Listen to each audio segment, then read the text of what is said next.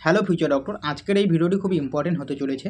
তোমরা সকলে জানো যে নিট 2026 তোমরা যারা এক্সাম দিবে তোমাদের জন্য কিন্তু অ্যাপ্লিকেশন ফর্ম স্টার্ট হয়ে গেছে, রেজিস্ট্রেশন প্রসেসটা স্টার্ট হয়ে গেছে। ওকে, তো এখন তোমাদের মধ্যে অনেকেরই কনফিউশন হচ্ছে যে ফটো নিয়ে। ওকে, তোমরা যে রেজিস্ট্রেশন প্রসেস করবে তো সেখানে যে ফটো নিয়ে তোমাদের অনেকেরই প্রবলেম রয়েছে, যেটা হচ্ছে কালার ফটো দিব না ব্ল্যাক অ্যান্ড হোয়াইট ফটো দিব, পাসপোর্ট ফটো দিব না পোস্টকার্ড ফটো দিব, এই রিলেটেড কিন্তু সকলেরই তোমাদের মধ্যে অনেকেরই প্রবলেম দেখা দিচ্ছে। ওকে, সেই কারণে আজকের এই ভিডিওটি বানাচ্ছি এবং ভিডিওটি খুব ইম্পর্টেন্ট এবং গুরুত্বপূর্ণ হতে চলেছে। তাই অবশ্যই ভিডিওটি সম্পূর্ণ দেখার অনুরোধ রইল এবং চ্যানেলে যদি নতুন হয়ে থাকো অবশ্যই চ্যানেলটিকে সাবস্ক্রাইব করে দিবে। ওকে, দেখো তোমাদের আমি প্রথম যেটা আমি তোমাদের বলছি যে ফটো রিলেটেড, তোমাদের পাসপোর্ট ছবি না পোস্টকার্ড ছবি তোমাদের লাগবে। তোমাদের আমি বলে দিচ্ছি যে তোমাদের পাসপোর্ট ছবি দিলেই হবে। ওকে, সেখানে কিন্তু পোস্টকার্ডের ছবি না দিলেও চলবে যখন তোমরা ছবিটা আপলোড করবে। ওকে, এবং যে পাসপোর্ট এবং পোস্টকার্ড প্রাইস সেম, খালি সাইজটা একটু বড়, যেটা কিন্তু একই রকমই অনেকটা দেখা দেয়, একই রকমই অনেকটা দেখা যায়। তো সেই কারণে আমি তোমাদের বলছি যেটা হচ্ছে পাসপোর্ট ছবি যদি হয় তাহলেই কিন্তু তোমরা অ্যাপ্লাই করতে পারবে। ওকে, যেটা হচ্ছে রিসেন্ট লাগবে, এমন নয় যে 1 বছর 2 বছরের পুরনো, 6 মাসের পুরনো, রিসেন্ট ছবি লাগলে তোমরা একটা ছবি পাসপোর্ট ছবি উঠে নিবে। ওকে, এবং রিসেন্ট ছবি আপলোড করবে। এবং দেন হচ্ছে তোমাদের ব্ল্যাক অ্যান্ড হোয়াইট ছবি লাগবে না কালার ফটো।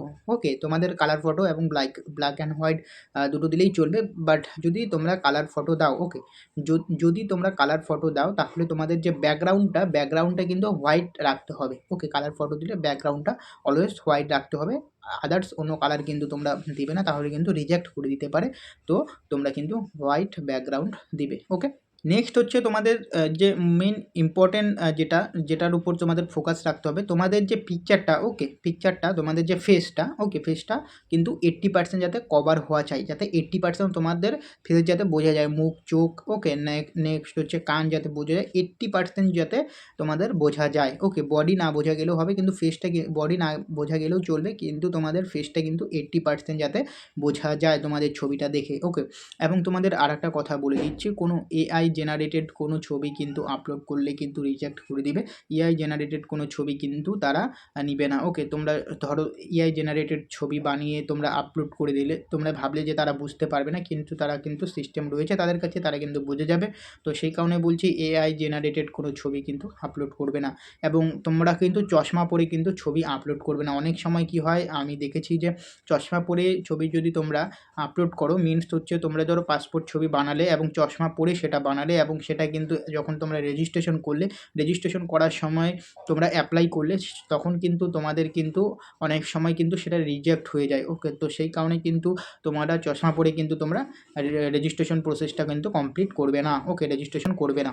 দেন হচ্ছে তোমরা মুখে মাস্ক লাগিয়ে, তোমরা সকলে জানো মুখে মাস্ক লাগিয়ে কিন্তু তোমরা যেটা হচ্ছে ছবি পিকচার ক্লিক করবে না, কারণ মাস্ক লাগলে কিন্তু 80% বোঝা যাবে না। এবং তার পাশাপাশি মাথায় কিন্তু ক্যাপ পরবে না, ক্যাপ পরেও কিন্তু তোমরা ছবি উঠবে না, তাহলে কিন্তু তোমাদের যে ফর্মটা রয়েছে সেটা কিন্তু রিজেক্ট করে দিবে, যেটা হচ্ছে এনটিএর তরফ থেকে। ওকে, এবং তোমাদের আর একটা বিষয়ের উপর ধ্যান দেওয়া দরকার, যেটা যে তোমাদের যে নাম যে রয়েছে সেই নামটা, তোমাদের যে মাধ্যমিকের যে অ্যাডমিট কার্ড রয়েছে সেই অ্যাডমিট কার্ডের যে নাম এবং ডেট অফ বার্থ রয়েছে সেটাই কিন্তু রেজিস্ট্রেশন করার সময় কিন্তু সেটাই কিন্তু দিবে।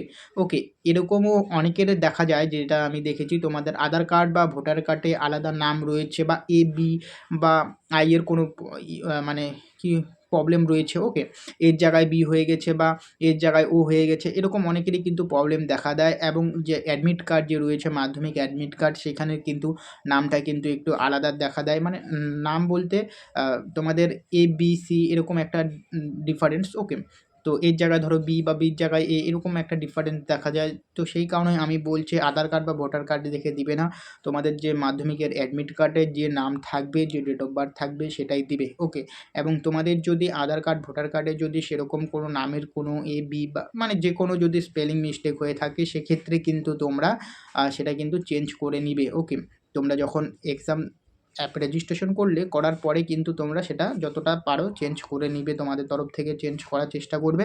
কারণ মাধ্যমিক পরীক্ষার যে অ্যাডমিট কার্ডটা সেটা তো চেঞ্জ হবে না, কিন্তু তোমরা আধার কার্ড এবং যে ভোটার কার্ড যে রয়েছে সেটা কিন্তু চেঞ্জ করতে পারবে। তো সেই কারণে অ্যাডমিট কার্ডে যে নাম এবং ডেট অফ বার্থ থাকবে সেটাই কিন্তু তোমরা দিবে। ওকে, তো এই ইনফরমেশন আপডেটটা কিন্তু তোমাদের দেওয়ার ছিল। আশা করি তোমাদের যে ডাউটগুলো, কনফিউশন যে ছিল সেগুলো ক্লিয়ার করতে পেরেছি। ওকে, তো যদি ভিডিওটি ভালো লাগে অবশ্যই চ্যানেলটিকে সাবস্ক্রাইব করবে। এরকম নতুন নতুন নিট রিলেটেড সকল আপডেট পেতে অবশ্যই চ্যানেলটিকে সাবস্ক্রাইব করবে। দেখা হচ্ছে পরের ভিডিওতে।